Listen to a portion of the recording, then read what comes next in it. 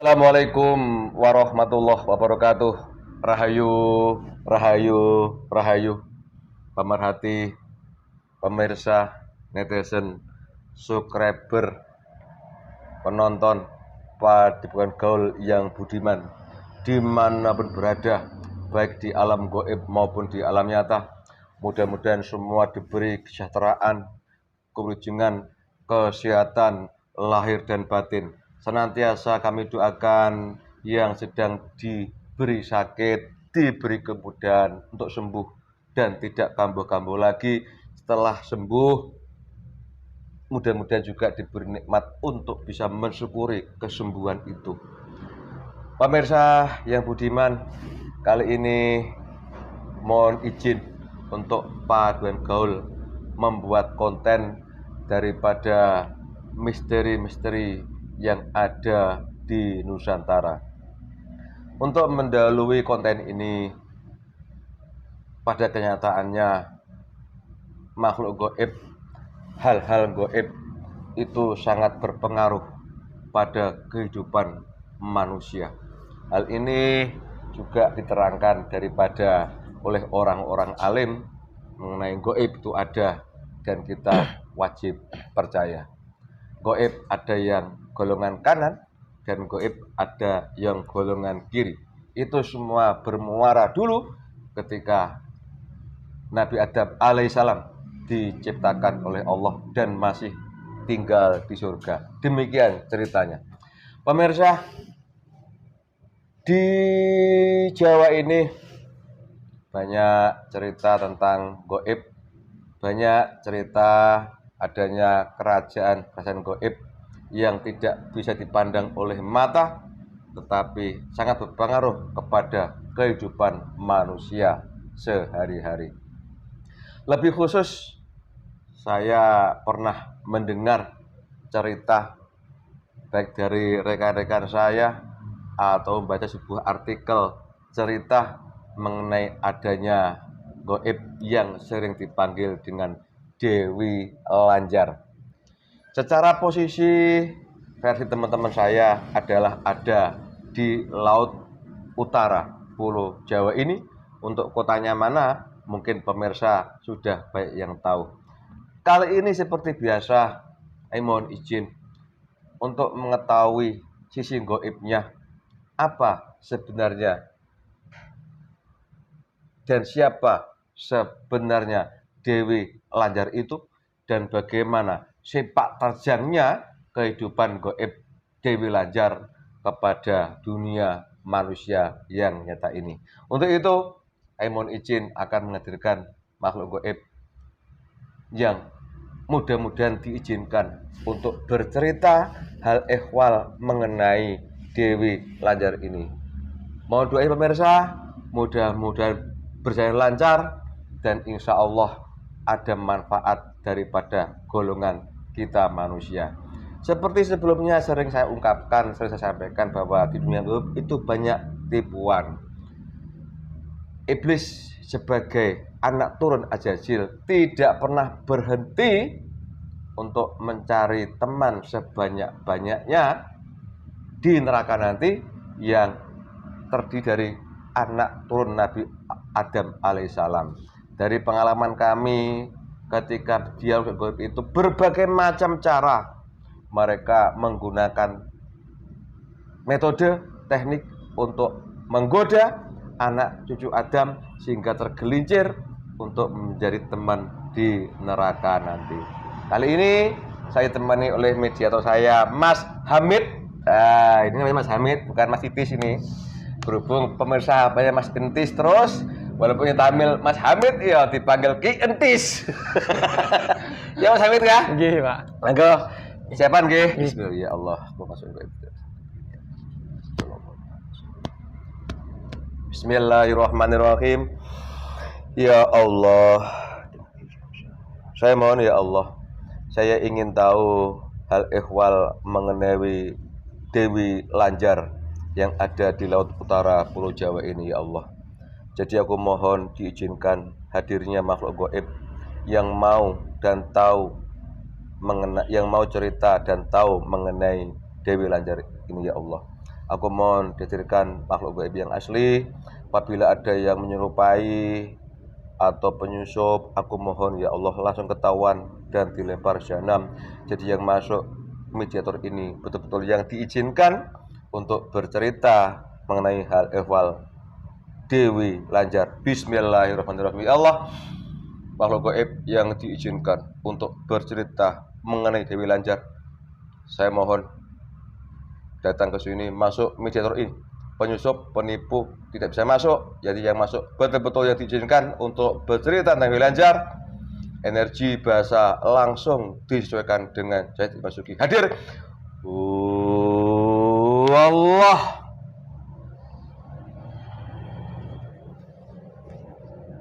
Assalamualaikum warahmatullahi wabarakatuh. Waalaikumsalam warahmatullahi wabarakatuh. Saya, maksud hati saya ingin menghadirkan makhluk gaib yang diizinkan mengenai Dewi Lanjar. Kamu datang? Ya, alhamdulillah itu saya sendiri, Pak Yasin. Waalaikumsalam warahmatullahi wabarakatuh. Kalau bohong apa resikonya sampean tahu? Ya, saya tahu akan terpotong-potong dan belajar. Terpotong-potong. Allah. Waalaikumsalam. Maaf, saya kurang sopan. Ya. Pak Yasin. Ya. Kok langsung tahu nama saya? Ya, ceritanya dari anak buah saya, Pak Yasin. Bagaimana? Dan saya juga bulan yang lalu ke sini Allah. ikut berzikir bersama-sama dengan jamaah Pak Yasin. Subhanallah walhamdulillah wala ilaha illallah. Kamu kalau bohong tahu risikonya? Iya, alhamdulillah saya tahu. Kalau memang itu betul jenengan yang asli, berarti kamu golongan ini. Ya, Tidak perlu disebutkan ya. tidak perlu disebut. Iya. Malah nanti kalau disebutkan malah membuat gaduh manusia. Iya. Kami ini orang bodoh soalnya nggak tahu apa-apa. Bu Dewi, GG.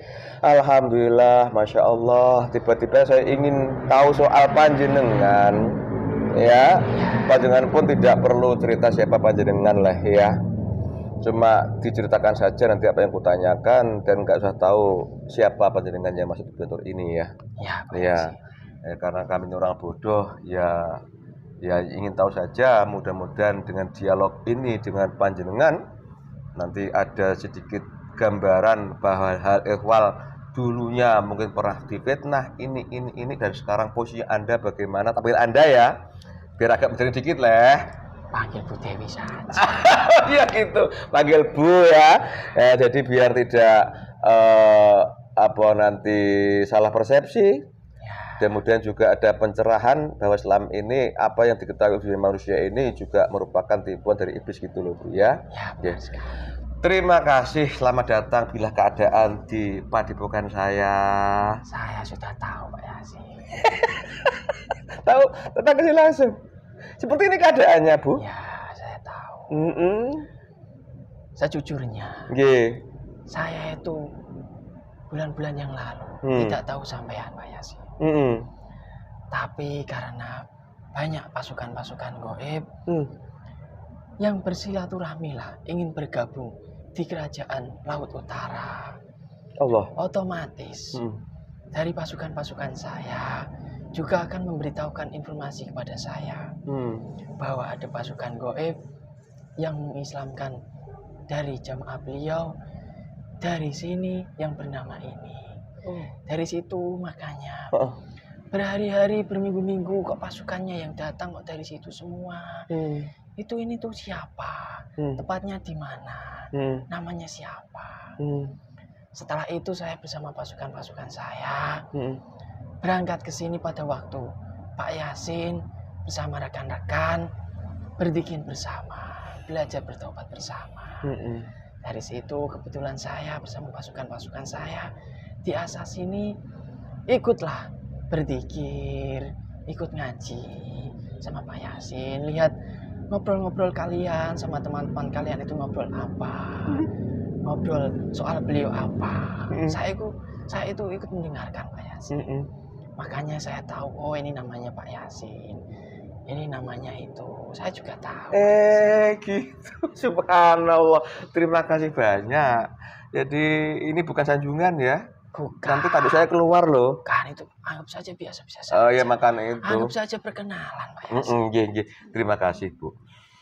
Ya, selamat datang. Bila keadaannya di masjid kami memang orang bodoh semua kalau ngomong yang ngawur seperti itu kan. Ya, Lucu-lucu teman saya kan. apa-apa. Lucu-lucu teman saya kan. Ya, Mau salam 12 tetes. Lucu-lucu kan? yang namanya ngobrol. Saya sama pasukan-pasukan saya juga seperti itu, Pak Yasin. Oke. Yang penting dalam ngobrol itu, dari beliau sendiri kan sudah menganjurkan. Apapun kalian ngobrol, apapun itu boleh. Yang penting di hati kalian kan tidak lupa sama apa yang namanya berzikir. Alhamdulillah, subhanallah. Ini kalau beliau juga kan sudah memberitahukan Pak Yasin sama teman-teman. Pak Yasin kan sudah mendengarkan secara langsung. Itu juga bagi golongan saya, itu juga sama saja. Tapi bagi golongan saya yang melalui batas dalam pembicaraan, dalam ngobrolnya, itu ya pasti ada yang menegur. Oh, gitu. Ya begitulah, namanya orang bodoh. Iya. Terima kasih, selamat datang. Jadi gini ceritanya, Bu.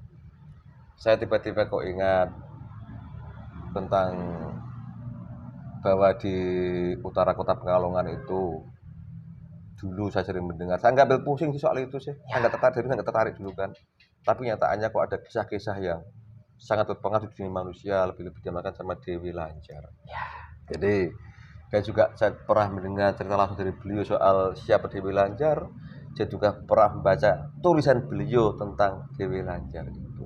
Nah, sebelum masuk ke sana, kalau panjenengan yang diizinkan datang ke sini, Bu, berarti sampaikan tahu persis tentang hal ihwal apa sih sebenarnya yang Dewi Lanjar ini. Jangan zaman sekarang, dari asal muasalnya, siapa itu beliau sebenarnya, terus bagaimana sampai kok tinggal di alam gaib, dan prosesnya itu kan gitu.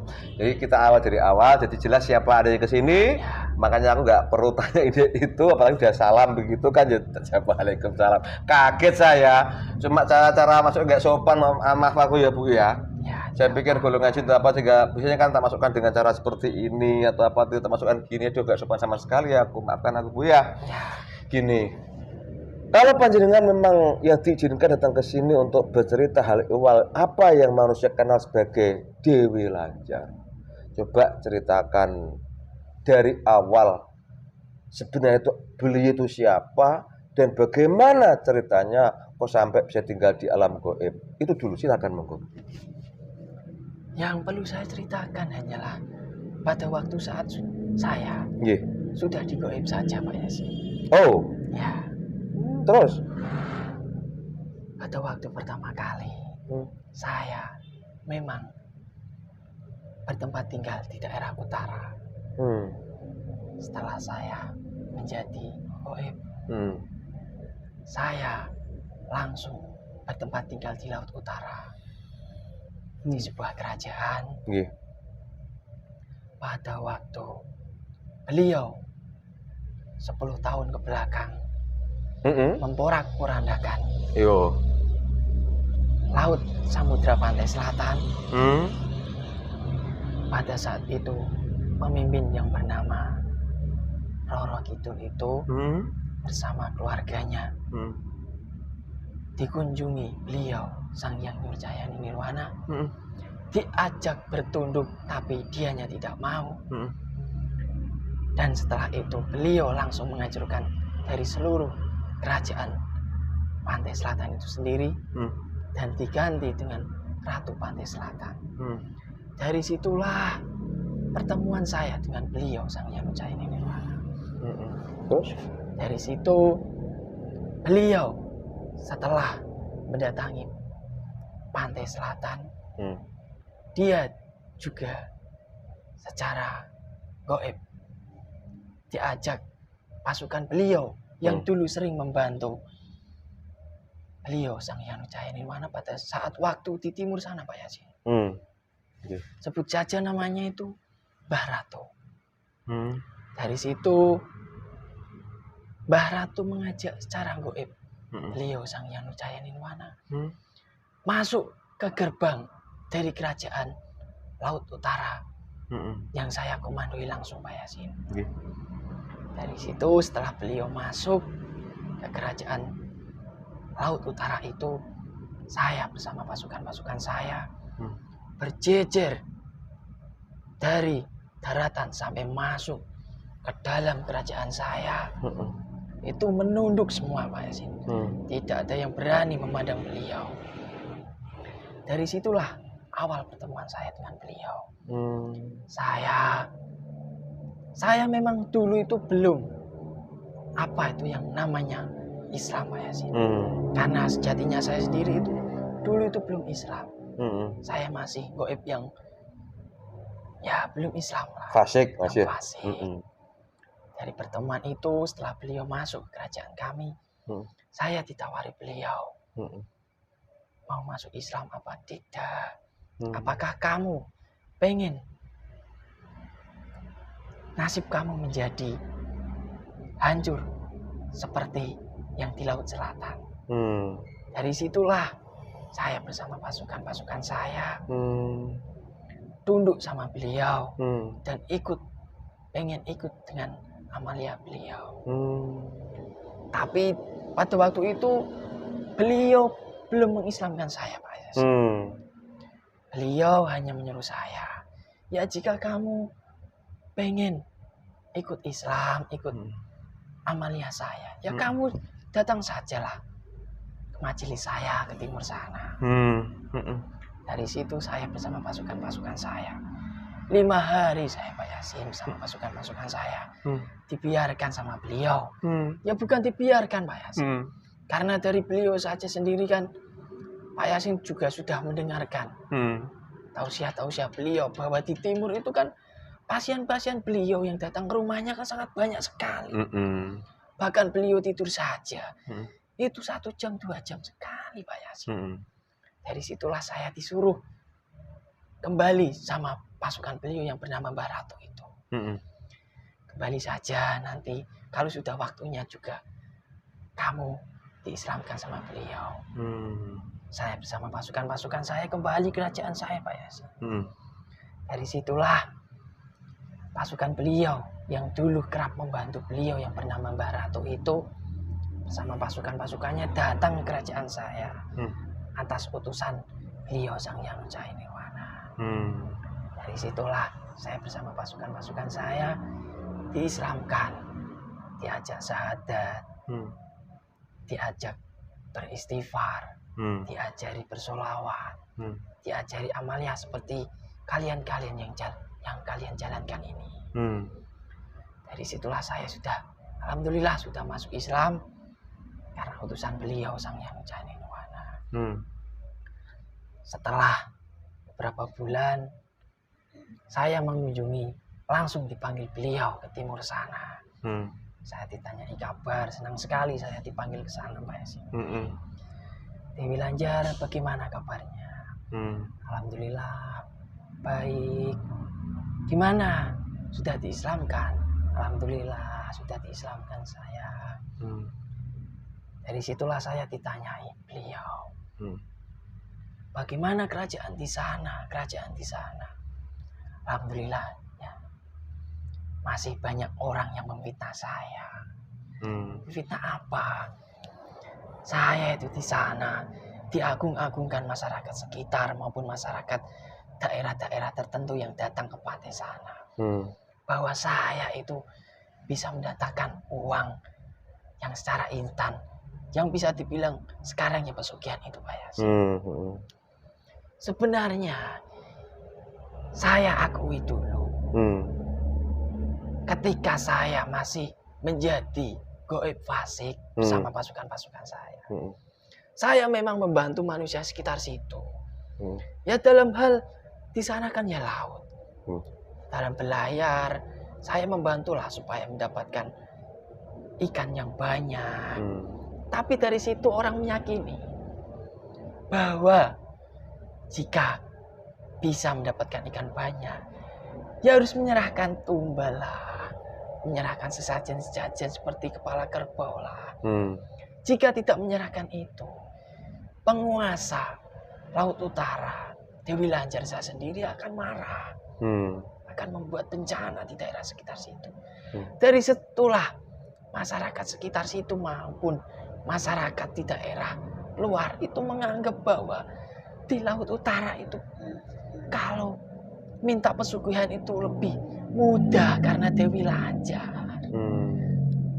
Tapi dari semua itu dari golongan-golongan iblis yang hanya di luarnya saja. Selebihnya kalau di dalam kerajaan itu mutlak itu bukan golongan saya.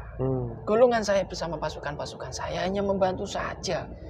Selebihnya tidak. Kalau membantu sebatas ya saya akui dulu membantu supaya berwibawa. Supaya rezekinya lancar. Itu saya akui saya membantu dulu Pak Yasin. Karena saya dulu kan sejatinya belum kenal beliau. Belum didatangi langsung sama beliau secara goib. Ya, dari situlah sampai sekarang. Masih dieluk-elukan bahwa di Laut Utara pimpinan Dewi Lanjar itu mudah untuk mendapatkan pesugihan. Saya juga heran Pak Yasin itu. Sudah banyak murid-murid beliau yang di sana. Yang sudah ikut beliau, yang sudah ada ngaji-ngaji juga, berzikir juga. Loh, kenapa tidak mendatangi tempat itu? Malah mendatangi tempat saya. Malah memuja-muja saya. Supaya dapat kekayaan secara instan.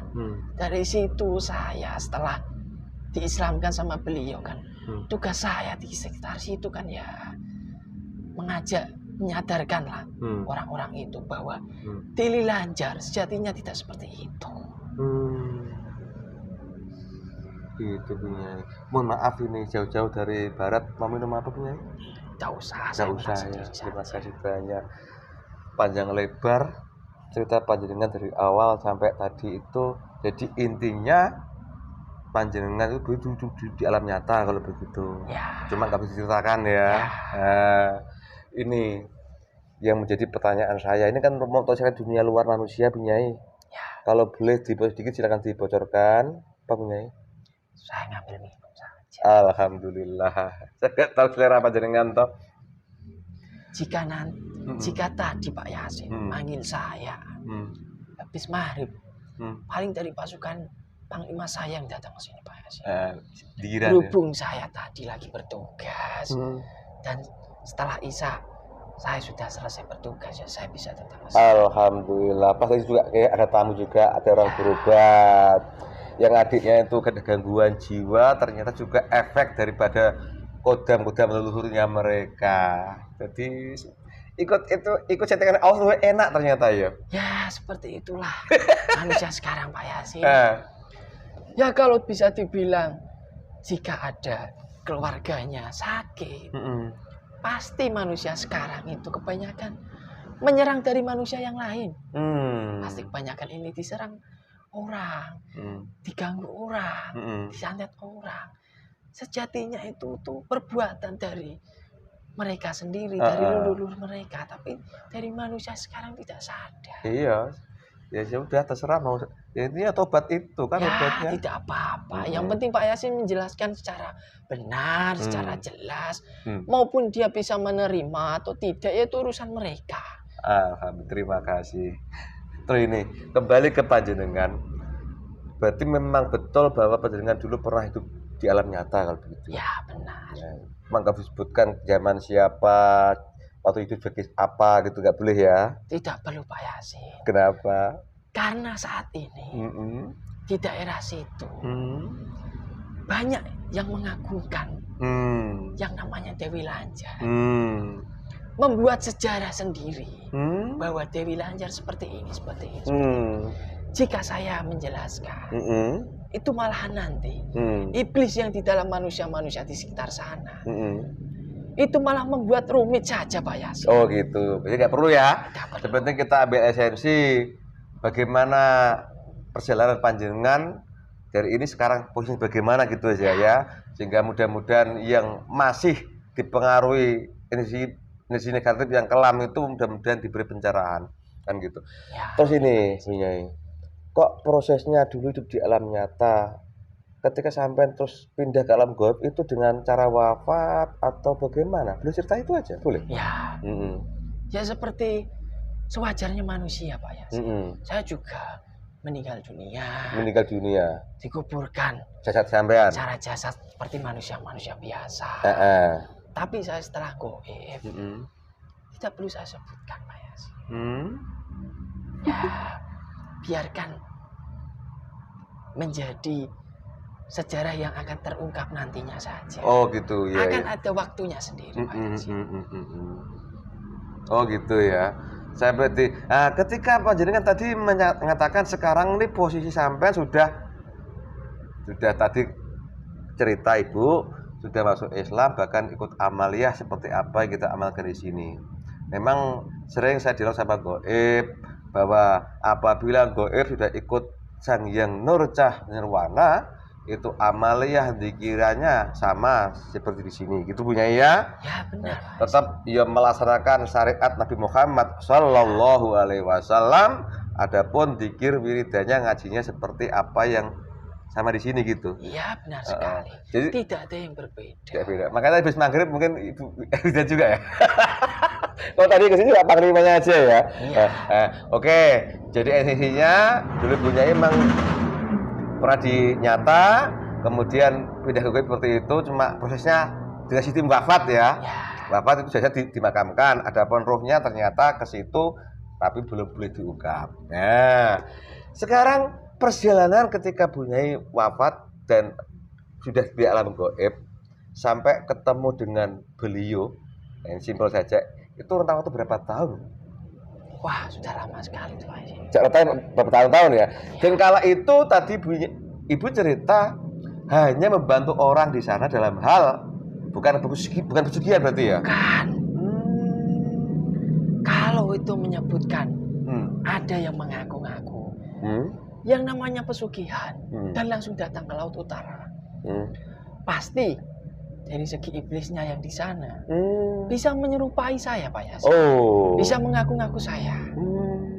Dan jika manusianya itu sudah mempunyai tekad bulat untuk mengambil pesugihan, mengambil cupang di sana, otomatis di dalam jasadnya manusia itu sendiri kan sudah jelas, sudah dikuasai sama iblis. Dari situlah iblis yang datang ke dirinya menemui bahwa saya ini Dewi Lanjar bisa memberikan kamu segalanya. Yang kamu mau apa, saya bisa mengabulkannya. Dengan syarat seperti ini. Suatu saat jika kamu sudah kaya, kasihlah laut ini. Nah, kalau bisa dibilang manusia ya sesajen seperti itu, melarung benda-benda, melarung hewan, kepala kerbau, itu semua itu mutlak dari iblis semata yang di sana. Oh gitu Bu Nyai.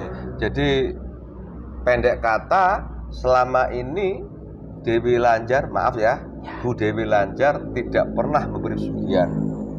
Kalau ada, itu adalah iblis di luar panjenengan yang menyerupai panjenengan gitu ya? Allahu Akbar. Ini kan saya baru paham.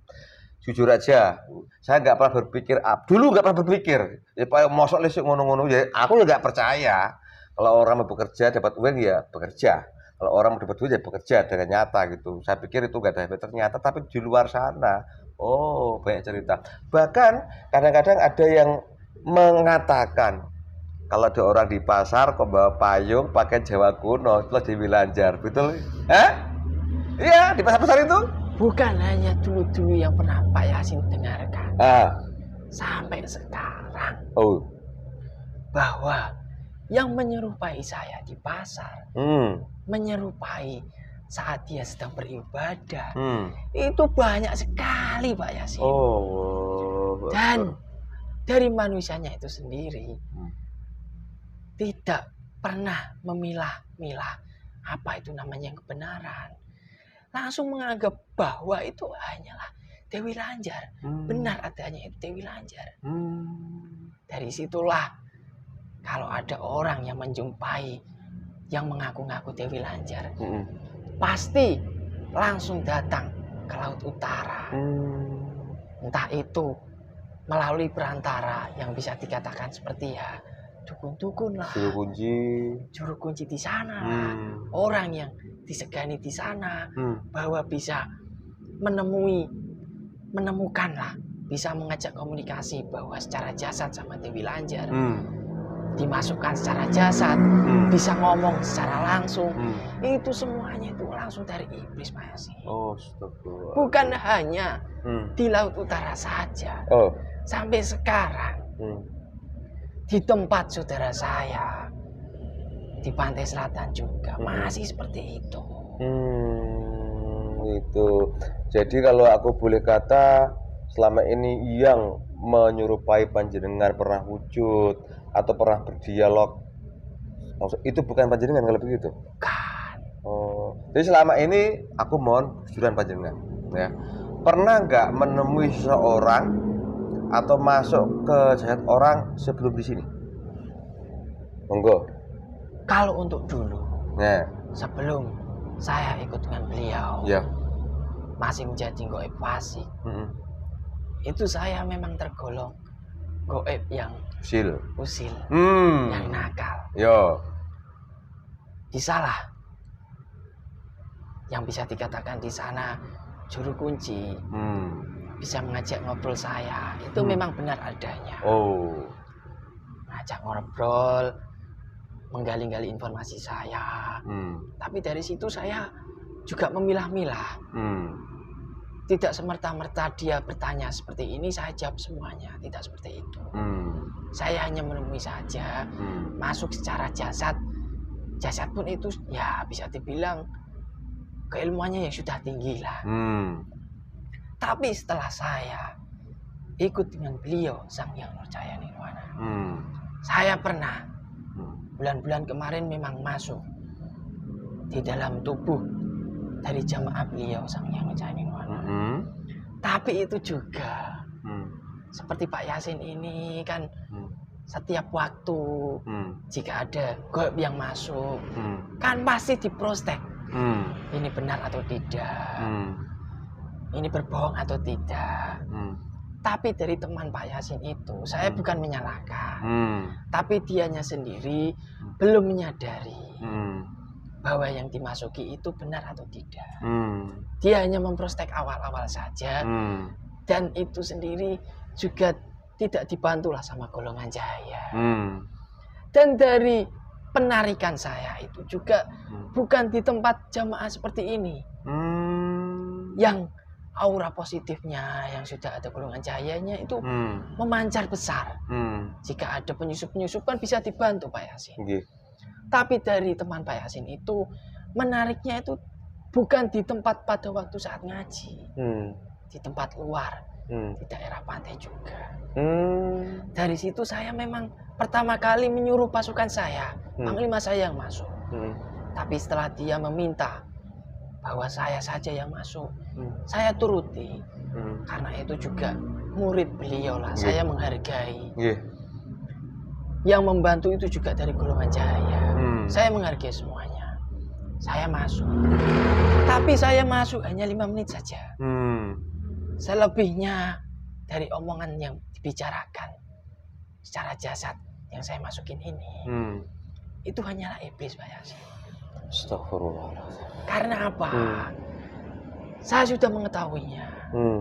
Jika anak ini, saya juga sama pasukan-pasukan saya bersama golongan cahaya sudah memberikan informasi pada dia, membisik-bisiki dia supaya lebih hati-hatilah untuk memprostek itu bukan hanya awal-awal saja, tapi setiap waktu itu harus diprostek. Omongan ini benar apa tidak, berbohong atau tidak. Dari situ saya memang masuk, tidak berangsur lama, hanya 5 menit saja. Setelah itu saya kembali dan digantikan sama iblis. Dan kenapa saya tidak membantu? Kok iblis itu bisa masuk? Kenapa? Karena dari saya bukan menyalahkan Pak Yasin. Karena dari ya bisa dibilang yang namanya manusia, nafsunya itu kan berubah-ubah. Dia menggebu-gebu ingin mengetahui informasi saya itu sedetail apa, yang benar itu seperti apa. Kalau dia hanya mencari informasi sebatas ya ikut berjuang beliau dan hatinya terus berzikir, itu mungkin saya bisa membantu bahwa jika ada iblis yang masuk itu saya bisa mengeluarkan lah, bisa membantu memperangi. Tapi dari teman Pak Yasin itu sendiri kan ya, menggebu-gebu. Tapi dalam zikirnya itu lupa. Dari situlah saya kembali lah. Dan itu bukan urusan saya, itu langsung urusan dari golongan saya. Jadi begitu ceritanya. Jadi selama ini memang dulu masuk bandel juga sampean ya. Masuk usil kayak saya deh, usil kalau begitu. Sampean usil juga orangnya. Ya, yang namanya goib manapun lah. Sebelum kenal beliau, pasti ada ceritanya sendiri. Iya. Kalau gitu gak ada ceritanya Pak Yasin kan gitu. Silakan diujuk. Aku jadi apa yang udah susun pertanyaan saya tadi hilang semua ini Bu Yai. Aku mau tahu dari awal bagaimana, ternyata sudah mami putus. Ya udah, memang itu diomongkan kan. Jadi kalau boleh maaf ini kalau saya salahkan. Kalau benar ya diiyakan. Jadi aku kan hanya mencoba menggali informasi ini sebenarnya. Kalau fasik itu tidak selamanya fasik. Juga suatu saat Allah juga menerima tobat seseorang kan begitu. Jangan fasik di stempel jelek terus. Kan gitu. Jadi pada intinya dulu memang sosok yang dikenal sebagai Dewi Lanjar itu pernah hidup di alam nyata, kemudian beliau wafat, jasad dimakamkan, rohnya kenapa bisa jadi penguasa goib yang fasik seperti itu, tapi Nyai nggak boleh ceritakan, silakan monggo. Dan kita masih fasik usil juga sampean ya. Dan namanya cari temen kan, masih bolone Mbah I. Saya akui dulu memang sebelum saya kenal. Ya, itulah jadi energi kegelapan kan ya kuat sekali, bertahun-tahun. Itu ada 2 abad, ada nggak itu? Ketika masih fasik itu? Ya, sekitar itu. 2 abad bukan untuk yang pendek itu. Andai kata usia saya baru sekarang udah 4 kali hidup saya. Terus begitu, alhamdulillah begitu ceritanya prosesnya sehingga suatu ketika sampai sekarang sudah ikut beliau. Terus ini, ya kalau memang tidak diizinkan ya saya nggak akan tanya. Itu intinya sampai sekarang sampai itu difitnah oleh iblis kalau begitu ya. Terus ini dengan perubahan Bu Nyai tadi dari fasik sampai sekarang jadi ikut beliau Sang Hyang Nurja Nirwana, itu golongan iblis yang masih mengaku menyerupai panjenengan posisinya bagaimana dia? Apakah seperti menggambarkan masih fasik terus sampean itu? Mungkin cerita sekarang yang ada tahu. Ya kalau untuk iblis-iblis yang di sana yang sering mengaku saya kan juga ikut beliau Sang Hyang Nurja Nirwana. Saya juga dibekali keilmuan supaya saya bisa melawan iblis-iblis yang seperti itu. Kalau dulu awal-awal saya ikut dengan beliau Sang Hyang Nurja Nirwana, iblis yang seperti itu menipu-nipu bahwa iblis itu mengaku sebagai saya. Saya bersama pasukan saya tidak tinggal diam saja Pak Yasin. Saya mengerahkan bermiliar-miliar pasukan saya untuk mengajak perang itu iblis-iblis dari kerajaan di situ. Tapi setelah berkembangnya zaman, dari beliau juga mengarahkan saya, dikasih tahu lah supaya iblis yang seperti ini tuh kamu ajak seperti ini saja, tidak semerta-merta mengajak perang. Diajak komunikasi baik-baik, baru kalau tidak bisa, apa yang saya berikan kepada kamu bersama pasukan-pasukan kamu, yaitu digunakan. Ibaratnya sudah dikasih pedang, masa tidak pernah digunakan? Ini ngopi pikir aku aja sampean itu. Sering kita sini berarti ya. Ayo, oke, usil memang dasarnya kan? Tidak apa-apa. Lo kan jauh dari sana ke sini tuh. Dekat. Terus ini, ketika Bunda masih fasik, ya kan? Itu jahat beliau kan ada di sekitar Anda. Ya. Tahu nggak panjenengan untuk itu? Alhamdulillah tahu. Kenapa? Tapi dari situ, goib mana yang berani mendekat sama beliau Pak Yasin? Saya sebenarnya sudah tahu. Terus? Ada dari pasukan saya yang usil lah. Ya maaf Yai, mengganggu keluarganya beliau. Waktu itu? Ya. Beliau itu langsung dari pasukan saya yang jahil itu Pak Yasin. Langsung dihancurkan semuanya. Tidak menjadi apa-apa itu pasukan saya. Dari situ kan otomatis saya sebagai ketuanya kan mengetahuinya. Dari situ ya saya diam saja daripada saya dihancurkan Pak Yasin. Jadi Cican ikutnya ini karena takut bukan karena rela ya? Ya jika beliau dulu mungkin memanggil saya, mungkin saya bersama pasukan-pasukan saya ya langsung datang. Tapi dengan kesibukan beliau, goib mana yang berani mendekat sama beliau? Iya. Terus ini cerita waktu beliau main ke pantai utara situ, ada sosok perempuan yang nangis itu siapa? Ayo. Kalau ini kamu nggak tahu, berarti kamu ini penipu berarti sampai. Ayo. Itu tuh. Ayo. Dari pasukan-pasukan. Ya, dari keluarganya yang di situ Pak Yasin. Bukan panjenengan? Yang benar. Keluarga saya itu. Bukan sampean asli. Kok bisa begitu? Tapi belum cerita kalau itu panjenengan. Ya benar. Setelah itu, kenapa keluarga saya menangis? Ya karena dari salah satu keluarganya lah. Yang namanya juga juga punya keluarga Pak Yasin. Iya betul.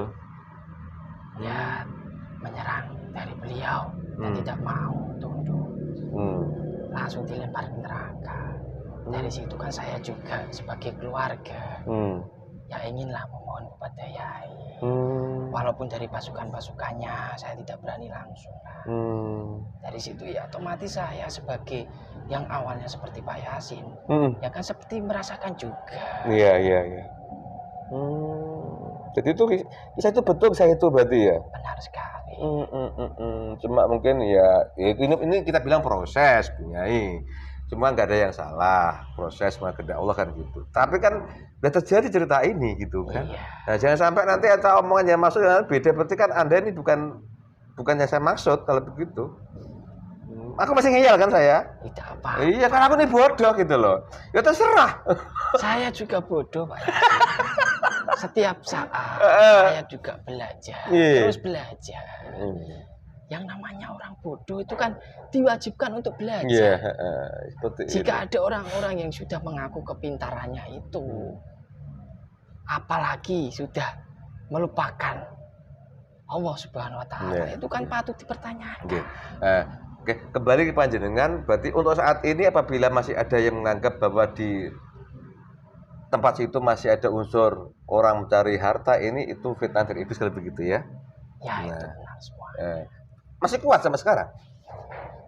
Ya, yang namanya iblis dibilang kuat juga tidak, dibilang lemah juga tidak. Itu kan tergantung manusia di sekitar situ. Jika manusia sekarang sadar dan tidak melakukan perbuatan itu, mungkin dari iblis-iblisnya juga bersih. Tapi dari manusianya itu jika menganggap bahwa di Laut Utara itu memang benar adanya seperti itu, dari iblis-iblis yang terlahir maupun iblis-iblis yang masih di situ, dari kerajaan-kerajaannya kan semakin besar. Energinya juga semakin besar untuk mempengaruhi manusia di sekitar situ. Kan lebih mudah. Gitu. Jadi boleh kukata sudah dipahami oleh manusia, memang sosok Dewi Lanjar yang dulu pernah fasik. Ya. Kemudian posisi sekarang sudah seperti ini keadaannya. Nah, adapun sekarang kalau masih ada yang seperti dulu, berarti itu palsu gitu ya. Ya, itu tidak benar. Berarti bukan sampean asli gitu ya. Oke. Jadi sampai sekarang jika ada orang yang menjumpai saya, itu salah besar. Semenjak saya ikut dengan beliau, saya tidak pernah menemui seseorang siapapun itu. Gitu. Geng, terima kasih. Saya lebih fokus di kerajaan itu dan menjaga apa yang perlu saya jaga di dalam situ. Masih sesuatu? Ya itu, ya pasti ada Pak Yasin. Tidak bisa dikatakan mesti. Belum. Terus bendera itu gimana, masih nancap? Alhamdulillah. Aku tahu loh. Ya, masih berkibar bendera itu? Ya. Ada nggak di sini? Ini kan saya bendera fotonya aja. Ini fotonya aja.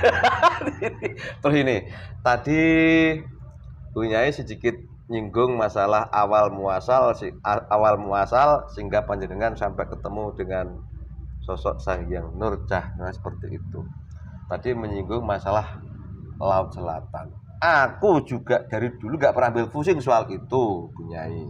Tapi kenyataannya di masyarakat Nusantara ini namanya Laut Kidul, Segoro Kidul itu juga merupakan kekuasaan goib yang besar. Kan gitu ceritanya. Nah, setelah ikut beliau lah aku baru agak mudeng lah, walaupun nggak tahu semuanya. Ternyata emang goib itu yang namanya yang waktu dibilang Roro Kidul itu ada ternyata. Makanya waktu kecil asal pada bulan tertentu itu mesti orang Jawa ini ada sesuatu kegiatan apa, ini Roro Kidul golek mantu apa ngono ceritane kan. Ndak iya.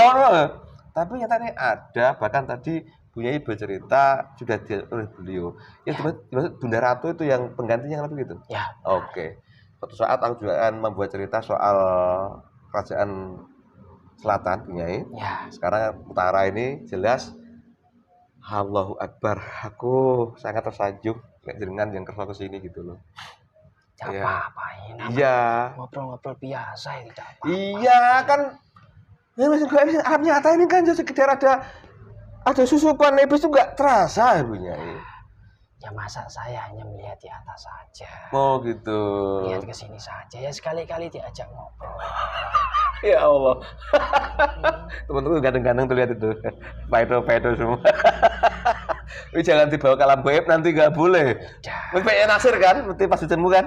Ya. Pasukanmu. Itu urusan mereka. Ya udah gitu Bu Nyai. Terus pada kenyataannya sekarang posisi sampai jadi begitu. Tadi sempat nyinggung Roro Kidul, terus Bunda Ratu, terus ini secara hubungan. Ya. Secara hubungan jangan goibnya ya. Andai kata hubungan secara dohir dulu, ada nggak antara panjenengan terus Bunda Ratu Kidul sama Roro Kidul? Ada nggak Bu? Diceritakan kalau boleh, monggo, nek nggak boleh jangan diceritakan. Aku ingin tahu saja, monggo. Tidak boleh disebutkan. Oh, nggak boleh, iya. Ya. Kalau untuk itu, nanti jika penguasa Ratu Selatan datang ke sini, ditanyakan saja. Oh gitu.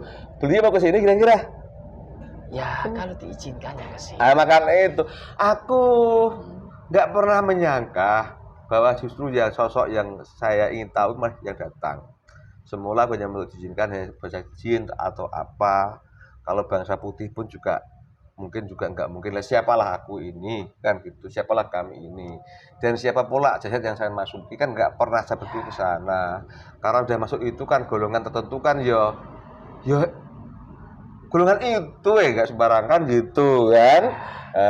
Harapan saya tadi hanya jin yang mungkin yang diizinkan, tapi ternyata sudah panjenengan ya alhamdulillah maksud hati. Ya akhirnya ya bukan buyar semua, ya timbul seneng gitu aja. Ya. Kok? Yang namanya ketemu sesama yang mengajarkan amalia beliau. Itu pasti kalau ketemu ya senang Pak Yasin.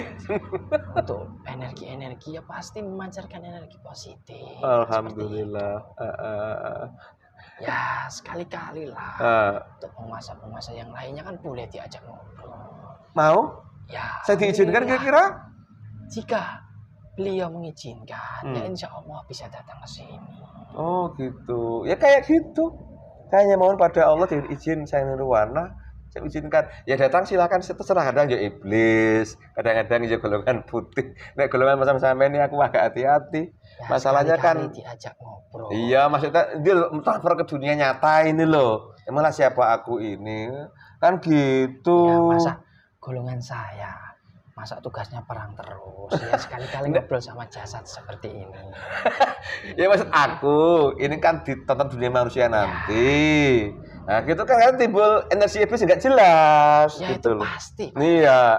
Nah ini juga aku mohon, ini paham semen nggih? Ya paham nggih? Nah, udah saya seperti itu. Bahkan kadang-kadang ini kayak yang sering dikenal orang sebagai Sunan Kalijogo kayak gitu kan, ternyata kan begitu ceritanya. Hampir tidak sama dengan apa yang orang tahu selama ini. Ya. Betul ya? Nah, makanya saya pernah buat konten juga, ternyata Kalijogo itu diveta sama iblis. Coba bayangkan, masa seorang muslim ketika kayak 3 tahun duduk, nggak mungkin ya. Wong wali agung yang digelar sama Syekh Abdul Qadir Jilani, ya. Kalau nggak salah, ketika beliau ditipu oleh iblis yang menyerupai apa itu mengaku sebagai Tuhan aja. Sekarang kamu nggak sah sholat, nggak sah puasa, kamu udah bagus. Perbandingan Rasulullah itu makhluk yang paling mulia aja ya sholat, ya puasa. Kok saya tidak? Lah apalagi yang digelari Kalijogo. Berarti kan aneh saya. Ternyata emang ditipu sama iblis ceritanya gitu loh. Ya beliau ketika kholwat selama sekian tahun ya sholat, ya dikiran, ya mereka perintah Islam kan gitu di Cirebon sana. Tapi kenyataan di dunia masyarakat ini kan taunya ya duduk diem aja kayak bertapa.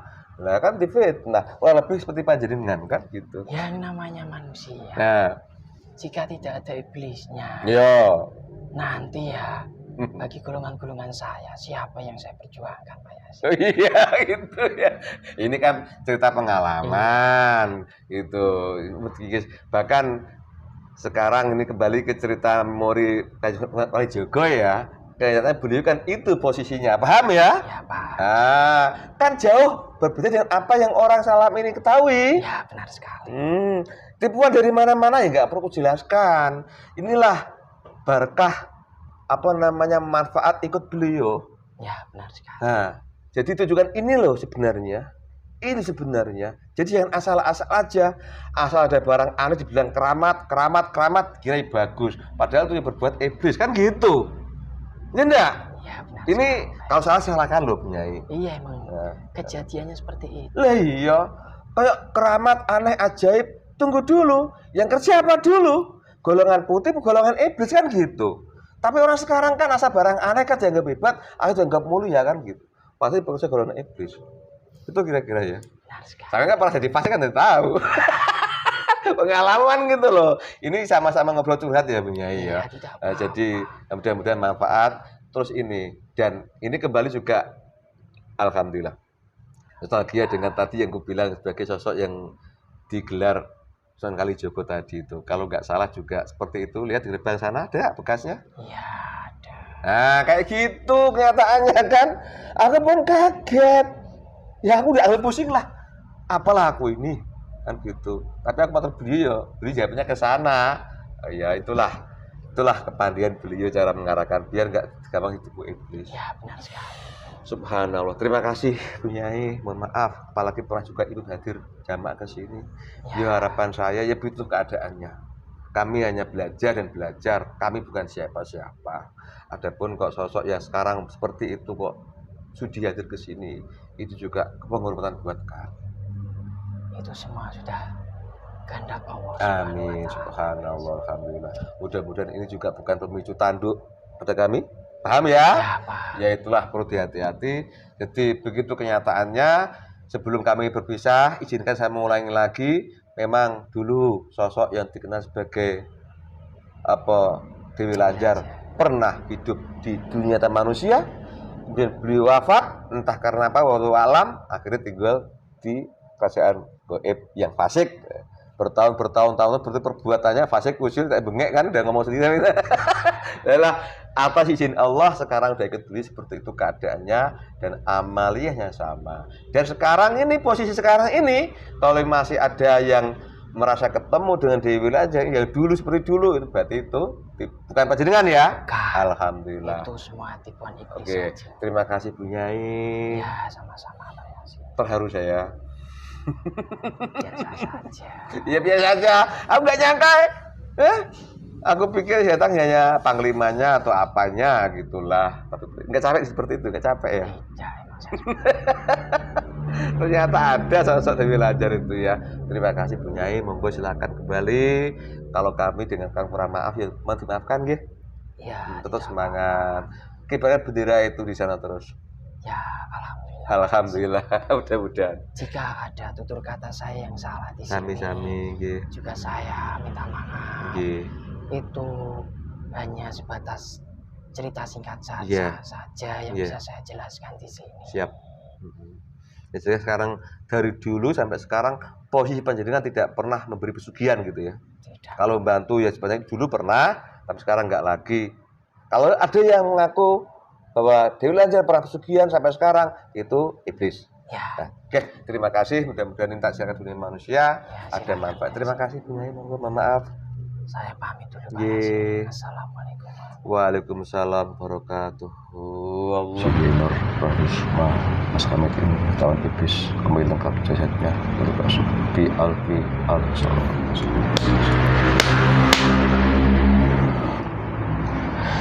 Pemirsa, demikian tadi seolah saya ngobrol dengan tokoh yang bernama Dewi Lanjar. Ternyata tadi adalah iblis penyusup. Maksud hati ingin menghadirkan dan ingin tahu tentang siapa itu Dewi Lanjar, tapi karena begitu pekatnya energi negatif saat kami membuat video ini, baik itu langsung serangan dari kanan kiri lah istilahnya, ternyata yang masuk disusupi iblis. Iblis itu luar biasa pemirsa, jadi bisa menyerupai ini, ngaku ini, dan menyerupai itu. Kalau kita percaya, ya otomatis roh sukma kita ada yang dibawa seperti Mas ini. Alhamdulillah dengan bimbingan beliau kami diajari untuk sedikit mendeteksi energi negatif atau positif, dan bila ada yang ditawan atau keluar jasad diajari untuk mengembalikan penuh. Ini saya sengaja tak biar dari awal sampai akhir.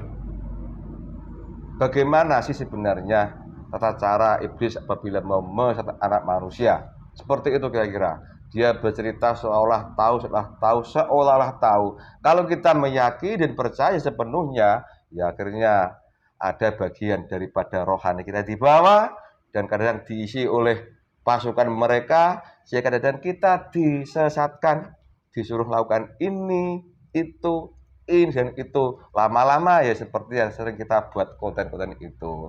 Mas Dati ingin mengetahui seluk-beluk daripada tokoh yang sering dikenal sebagai Ibu Lanjar, tapi karena pekatnya energi dan ternyata iblis juga merekam daripada niat kami membaca pikiran kami, sehingga mereka juga menyiapkan iblis yang kuat kemampuannya untuk menyerupai dan mengaku sebagai Ibu Dewi Lanjar tadi. Tadi rasa akibat tugas sampean berat kan? Berat. Awal-awal ringan seperti yang betul, tapi lama-lama keterasa toh. Mati kaku gitu, mati gitu. Ini pemirsa, jadi hati-hati kalau mediatoran atau kalau berhadapan dengan makhluk gaib. Sudah banyak terbukti. Ini salah satu di antaranya. Mudah-mudahan suatu saat kami diizinkan untuk menghadirkan gaib yang tahu dan bisa bercerita hal ihwal daripada Ibu Dewi Lanjar itu. Pemirsa, terima kasih. Mohon maaf, ini sengaja tertayangkan walaupun seperti ini keadaannya untuk memberi pembelajaran pada saya pribadi dan kami pribadi bahwa gaib itu banyak tipuannya. Karena itulah kalau berguru harus ada benar bentuk manusianya dan jelas sanad kemananya, sehingga tidak mudah ditipu iblis. Iblis itu luar biasa kalau menipu. Bahkan seingat saya yang sangat bodoh ini, dulu ada seorang waliullah yang sering kita kenal dengan Syekh Abdul Qadir Jilani. Itu pun pernah didatangi sesosok iblis yang mengaku sebagai Tuhan. Taunya apa? Kok taunya kalau itu iblis adalah mosok Tuhan menyuruh aku tidak usah sholat, tidak usah ibadah. Padahal Rasulullah Nabi Muhammad SAW saja beliau tidak pernah meninggalkan sholat. Apalagi aku yang seorang seperti ini, ternyata itu yang menemui adalah iblis. Begitu pemirsa, kira-kira demikian. Ini mudah-mudahan dia bermanfaat. Ingat, sudah sering kejadian orang datang ke sini karena linglung atau karena apa, ternyata roh sukmanya ditawan iblis yang selama ini dia percaya sebagai tokoh-tokoh yang dia kagumi, seperti mengaku sebagai Wali Jogo, mengaku sebagai Sunan Kalijogo, mengaku sebagai tokoh-tokoh yang dikagumi, ternyata itu iblis. Apalagi memberi amalan saya aneh-aneh, akhirnya ya seperti itu. Bagi yang sudah mengalami ke sini, tobat, mudah-mudahan sehat kembali, normal akal pikirannya dan jasad fisiknya. Terima kasih. Mohon maaf, ini tak tayangkan untuk memberi manfaat. Mudah-mudahan suatu saat kami diizinkan untuk menghadirkan gaib yang betul-betul tahu hal ihwal daripada Ibu Dewi Lanjar. Terima kasih. Semoga bermanfaat. Wassalamualaikum. Rahayu, rahayu, rahayu.